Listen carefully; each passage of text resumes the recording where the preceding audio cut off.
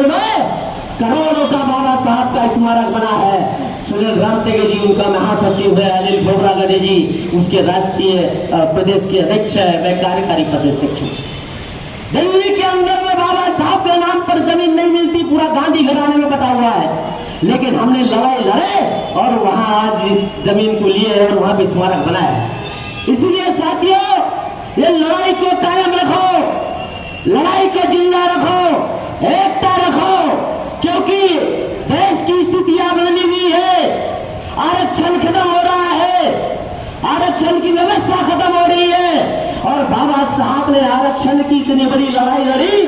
बाबा साहब ने ऐसे ही आरक्षण नहीं लिया, बाबा साहब ने जो आरक्षण लिया था कि इस देश का मुख्यमंत्री, इस देश का प्रधानमंत्री आज नरेंद्र मोदी नहीं रहता, अनिल गजनी रहता, अगर पूना पैक्ट नहीं होता।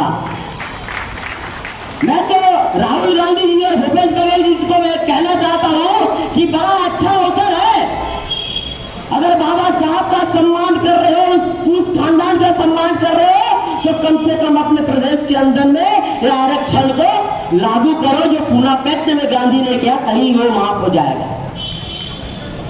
साथियों, इस देश के अंदर में हमें ऐसा आंदोलन चलाना है, ऐसी क्रांति पैदा करना पड़ता है।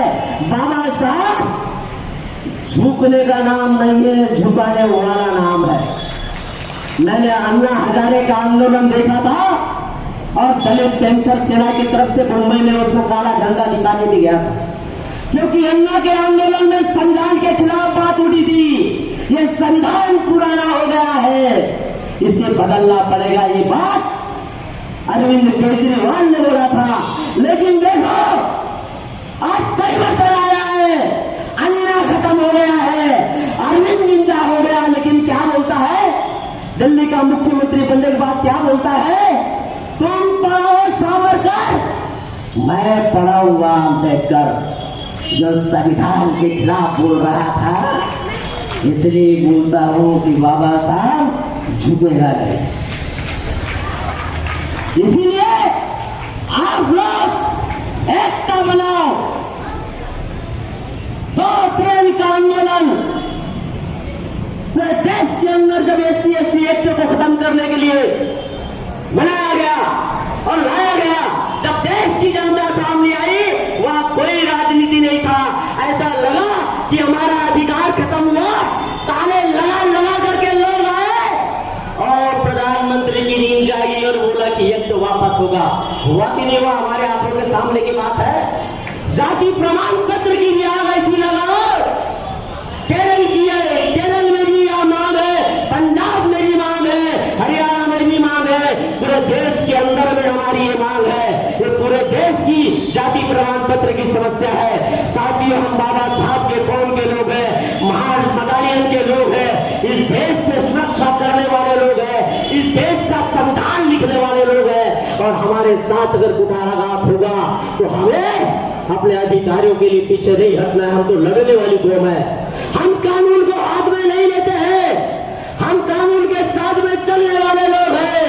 अरे हमने तो कारवा वो भी देखा, जब बाबा साहब की जयंती मनाते थे तो लोग दूसरे वार करते थे।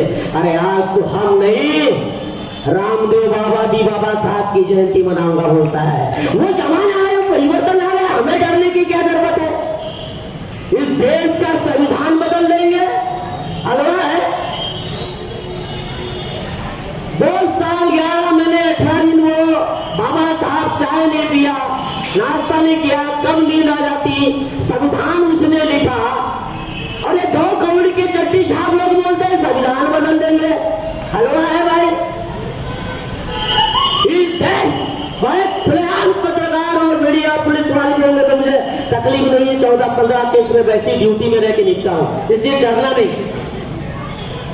इस देश के अंदर में संविधान बदलने वालों को मैं थोड़ा चैलेंज देता हूं। इस देश के अंदर में ऐसी कोई मां पैदा नहीं हुई जो इस देश का संविधान बदल दे। इस देश के अंदर में ऐसी कोई मां पैदा नहीं हुई जिसने ऐसा बेटा पैदा किया हो कि जो देश का संविधान बदल दे। अगर मुकाबले में किसी ने कोशिश भी की तो बाबा साहब ने ऐसे शेर बेटों को पैदा किया है, अगर संविधान पे उंगली उठाओगे तो हाथ काट देंगे। साथियों, देश का शासन आरक्षण के खिलाफ जिस तरीके से चला, चाहे कोई भी पार्टी हो, लेकिन कोई बाहर समाज की कौम को पढ़ना नहीं चाहता, क्योंकि ये कौम आने वाले समय में राज करने वाली कौम बनने वाली है। इसीलिए आर्थिक तरीके से, आर्थिक स्थिति से, राजनीतिक स्थिति से हमें तोड़ने का प्रयास किया जा रहा है। और इस देश के अंदर में तो बड़ा होशियार प्रधानमंत्री बना हुआ है। इस देश के अंदर में सबसे बुद्धिमान और चतुर प्रधानमंत्री बना बैठा है। जब लगता है कि इस देश को बाहर जाना है तो जय भीम नमो बुद्धाय की बात नहीं करता है, और इधर जब घर में दूसरे दिन दलितों के घर जलाए जाते हैं। बहुत चतुर प्रधानमंत्री बना है। हमने आवाज उठाया कि देश में जो लोकसभा बन रही है उसका नाम डॉक्टर बाबा साहेब आम्बेडकर रखा जाए, लेकिन इस आवाज के पहले उन्होंने अशोक चक्र जो धम्म चक्र है, संविधान लोकसभा के सामने खड़ा कर दिया उन्होंने, और 30 फुट में इतना खर्चा करके देखो, मैंने तो बच्चों को वहां खड़ा कर दिया, एक संदेश दिया, लेकिन वहां की कलाकारी दिखा दिया, शेर को बदल दिया। इसलिए मैं कहूं कि बहुत चतुर प्रधानमंत्री और बहुत चालू प्रधानमंत्री है। इसलिए हमको समझना पड़ेगा, एकता बनाए रखो। मैंने बोला ना, आंदोलन से सब मिलता है। बाबा साहब ने कानून मंत्री रह करके ये सब हासिल नहीं किया, उससे ठोकर मार दिया, बोले मेरे काम का नहीं है, ये कानून मंत्री बने करके मैं समाज का फायदा नहीं कर सकता, अपने समाज को नहीं बना सकता। इसीलिए उन्होंने सरकार के बाहर रह करके अपनी पार्टी बनाई, दल बनाई, धन दिया हमको और यहाँ तक खड़ा कर दिया। अरे अकेले बाबा साहब ने गांधी और सरदार पटेल के साथ में लड़ाई लड़ करके उनके जैसे लोगों को निपटाया। अरे आज तो घर घर में एक अम्बेडकर है, घर में एक अम्बेडकर है। ले लो ना जान, कितनों को मारोगे। साथियों, इसलिए बोल रहा हूं, एकता और हिम्मत बनाए रखो। आरक्षण बहुत जरूरी है। छत्तीसगढ़ के अंदर में सरकार 1 करोड़ लोन देती है। 1 करोड़ रुपए से आप व्यवसाय करो, 1 रुपए प्रति स्क्वायर फीट छत्तीसगढ़ सरकार की स्कीम में आता है औद्योगिक इंडस्ट्रियल एरिया के लिए। लेकिन हमारा बच्चा पढ़ा लिखा है, 1 करोड़ का हम उसके लिए व्यवसाय लगाएंगे, लेकिन बताओ 1 रुपए स्क्वायर फीट की जमीन के लिए जाति प्रमाण पत्र की जरूरत चाहिए?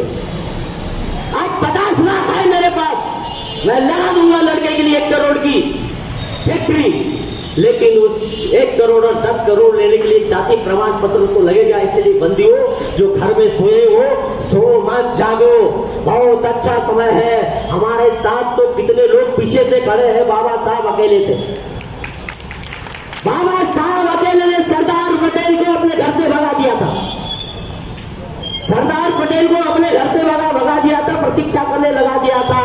अरे हम भी, ये कलेक्टर है, ये क्या है, हमारे टैक्स का पैसा करके नौकरी करते हैं, इनका तो काम है बेचारों को, इनको क्या दोष दो। प्रणाली तो ऊपर में बनती है, सरकारें बनाती है, दबाव वहां डालना है।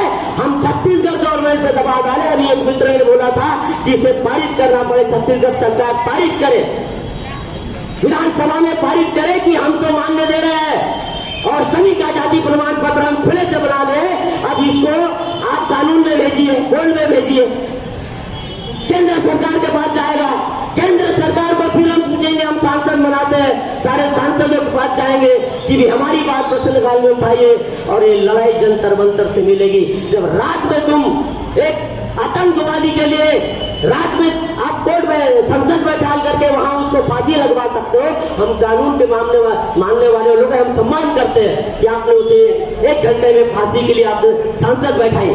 हमारे भी सब कानून में संशोधन करिए, और जो भी बाबा साहब के कौम का है, SC ST का है, उसका देश के किसी भी कोने में जाए, वो जिस प्रदेश का रहता था, क्या वो SC में आता है कि नहीं आता है, वो कानून को संशोधन कीजिए और हमें जाति प्रमाण पत्र की व्यवस्था दीजिए। साथियों, सुनील रामटेके साहब अभी हमारे बीच में दिल्ली से आया है, ये भी आयोग के अध्यक्ष से मिल के आया है। सेल जो है, सेल का इतना बड़ा पूरे देश के अंदर में सेल ही एक ऐसा है, स्टील प्लांट सेल, कि सबसे बड़े पैसे वाले लोग कर्मचारी यहाँ पे होते, सुविधाजनक और पूरे देश के अंदर में, क्योंकि उद्योग से जुड़ा हुआ है, स्टील बनाता है।